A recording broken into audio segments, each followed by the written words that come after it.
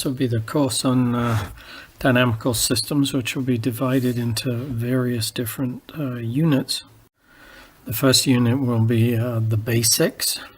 So the key object in a dynamical system is often written as x dot is equal to f of x. Dot is d by dt, so this is the same as dx dt is equal to f of x. This is an ordinary differential equation.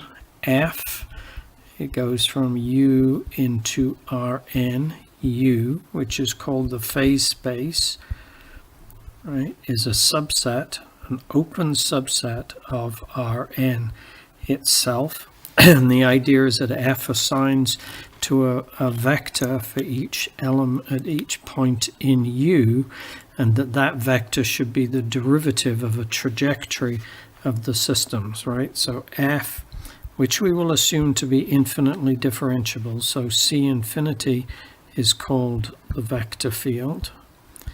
And you want to think of a picture of U where you have at each point assigned a vector, and very often we see it sort of depicted that way. But most importantly, these F's generate solutions of the equation. So these are solutions of star given certain initial conditions. Given an initial value or initial condition, so x, say at time 0, has to be x0. So these are going to be curves in here that are going to hug the vector field, but they're starting, we think of them as starting at certain time x0. One of the simplest examples is a logistic equation. Here the phase space is one-dimensional and U is all of R. And this is an equation just for one variable x, and R and S are parameters. So they are, think of them as things that are real scalars that are fixed as far as the evolution or dynamics is concerned, but we can vary to reflect the different conditions of the system that we're modeling. The next example is a Lotka-Volterra system. Okay, so this is a system that those of you working in resilience will see, as you will see the logistic equation. So in this case, we have a variable x and a variable y. So here the notation is perhaps a little bit annoying, but x has become xy. Right? We have various parameters here. R, S is the S is R2 over here, and so on. Again, these will vary to reflect different conditions of the system. In this case, n is equal to 2. And U is all of R2.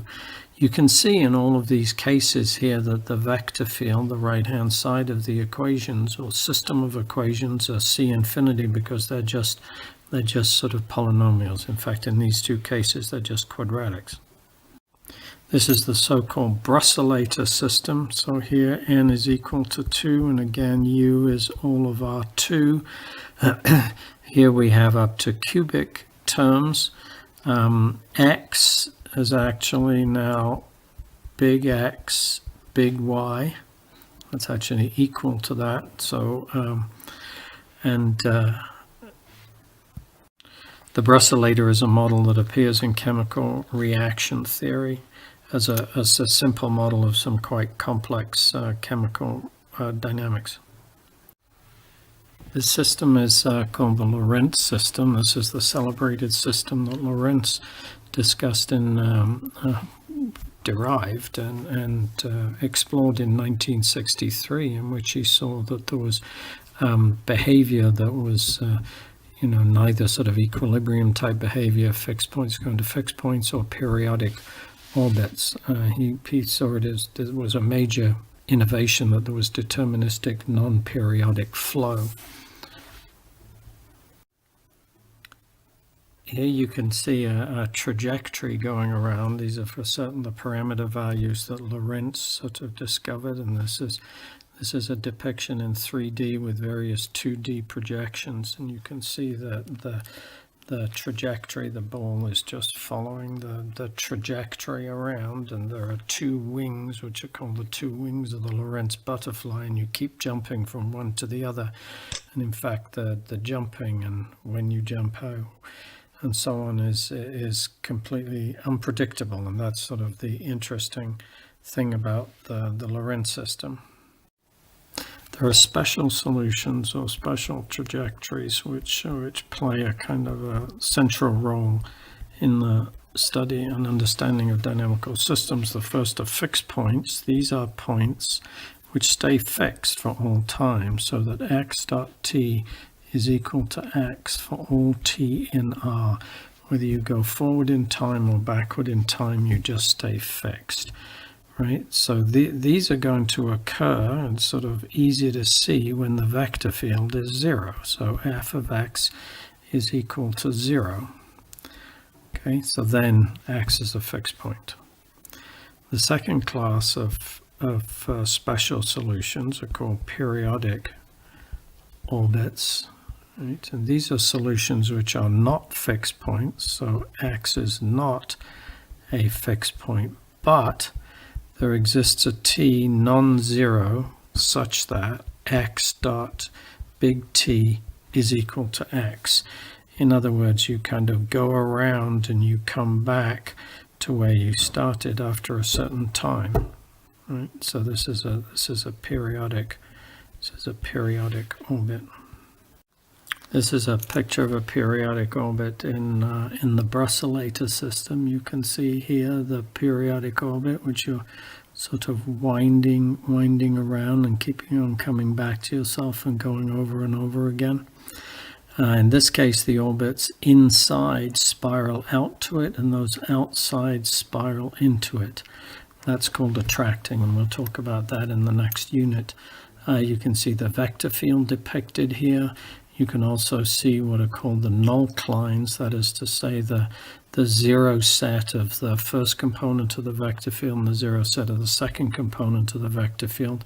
They will intersect at a point in this case, and obviously that point is where both components are 0, so the whole vector field 0, so that is a fixed point.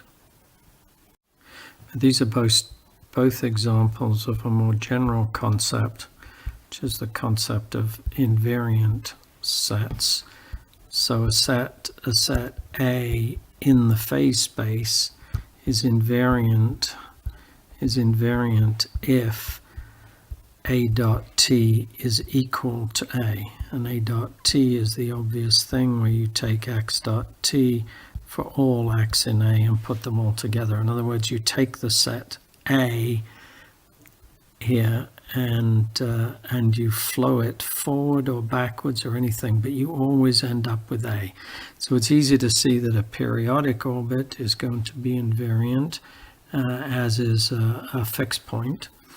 But there are more general invariant sets. In fact, if you think again to the Lorentz equations, there is an invariant set in that which is quite complicated, which is called a strange attractor. But this completes Unit 1. The next unit will be talking about long-time behavior.